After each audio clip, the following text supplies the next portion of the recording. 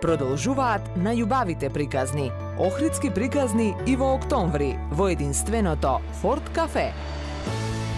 По дипломирањето на архитектонски факултет во Скопје, Богдан Настевски Герман работи во Скопје како дипломиран инженер-архитект. По 20 години се враќа да живее и работи во Охрид, за да придонесе Охрид да биде прекрасно и урбано место за живење. За него Охрид е градот каде е роден, град на неговото детство и средношколските денови и град каде расте неговиот син. За тоа каков сакаме и каков може и треба да биде Охрид, затоа што Охрид сме сите и сите сме Охрид. Октомври во Форт Кафе.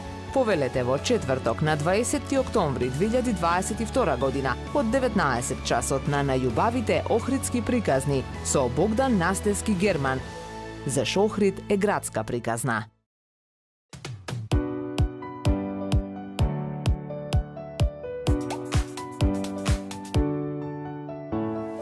Архитектот е уметник. Архитектурата е мајка на сите уметности. Од тука низ мојава призма архитектот проектант, архитектот планер и архитектот инженер се светото тројство на уметноста. Архитектот планер ги пропишува правилата по кои проектантот создава уметност на цртеж, инженерот таа уметност ја реализира во форма, во објект, во скулптура, која формира пред очите на јавноста. Нема можност да ја сокрие во ателје. Своевремено Френк Лојд Рајт изјавил дека архитектурата е уметноста во која ние живееме. За жал денес овие три дисциплини, архитектура во смисла на проектирање, планирање и инженерство, се светото тројство на бизнисот и на профит.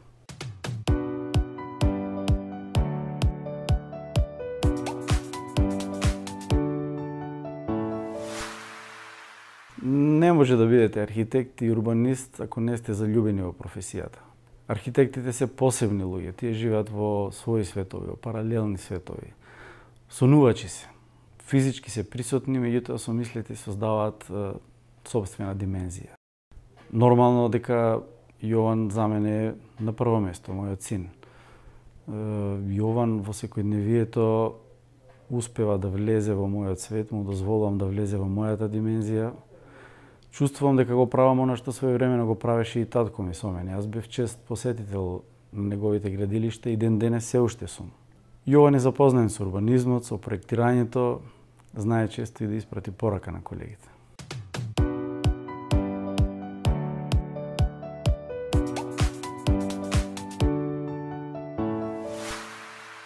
Предизвик е самото прифаќање на оваа функција. Предизвик е прифаќање на товарот кој го носи со себе оваа функција. Јас и пред да дојдам знаев колкав товар прифаќам со прифаќање. Меѓутоа не знаев и не очекував дека граѓаните ќе ја доживуваат толку мистично и толку ќе ја мистифицираат оваа функција. За почеток мислам дека успех ќе биде доколку успеам граѓаните да ја доживеат оваа функција како служба токму на граѓаните. Се обидувам да внесам пријателство помеѓу колегите во секторот за урбанизам. Мислам дека како никогаш досега колегите не чувствуваат притисок, можат слободно да постапуваат согласно законот и навистина треба граѓаните и заедно со нас да искористат оваа можност да создадеме една поинаква и поубава приказна за Охрид, приказна каква што заслужува. За идниот развој на Охрид неопходно е да се донесе нов генерален урбанистички план. Тој план мора да биде револуционерен. После толку години мора да се донесе план кој ќе биде заснован на потребите на граѓаните. Мора да поставиме нови правила на игра и во иднина истите мора строго да ги почитуваме. Се разбира дека на овој простор екзистираат многу луѓе, тие луѓе мора да живеат. Мора да направиме еден спој помеѓу потребите на луѓето и она што просторот ни го дозволува.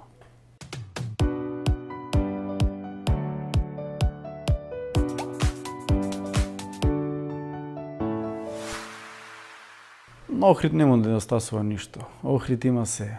Охрид има убавини дадени од Бога, има културни и историски знаменитости кои ни се оставени во наследство, потребно е само да ги зачуваме. За Охрид да стане поубаво место за живење, потребно да се смениме самите себе си. Нашиот однос кон Охрид. Културата на однесување. Охрид сме ние, меѓутоа Охрид сме ние не само кога земаме од Охрид. Ние сме Охрид и кога даваме. Не е потребно некој друг да го заштити Охрид од нас. Потребно е ние самите да го заштитиме Охрид. Ние, како охриѓани, не сме привилегирани што живееме тука.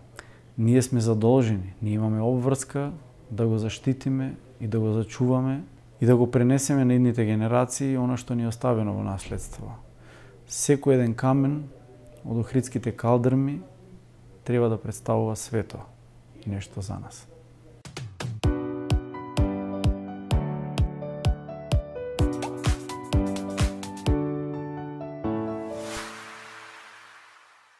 Охрид од моето детство е составен од една убава приказна.